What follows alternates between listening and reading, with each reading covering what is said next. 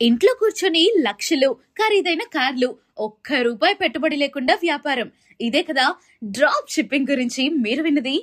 ఇది నిజమా లేక కేవలం మరొక మోసమా? మీరు మధ్యవర్తిగా ఉండి స్టాక్ లేకుండా అమ్ముతారు, కానీ సులభంగా డబ్బు అనేది అతి పెద్ద అబద్ధం.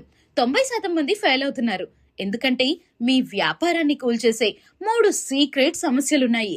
మొదటిది, మీ లాభాన్ని లాగేసే హిడెన్ యాడ్స్ ఖర్చులు. నెక్స్ట్, కస్టమర్ ఫిర్యాదులు పెంచే క్వాలిటీ కంట్రోల్ లేకపోవటం. ఇక తర్వాతది, సుదీర్ఘ షిప్పింగ్ సమయం. ఈ సమస్యలను మీరు పరిష్కరించగలరా?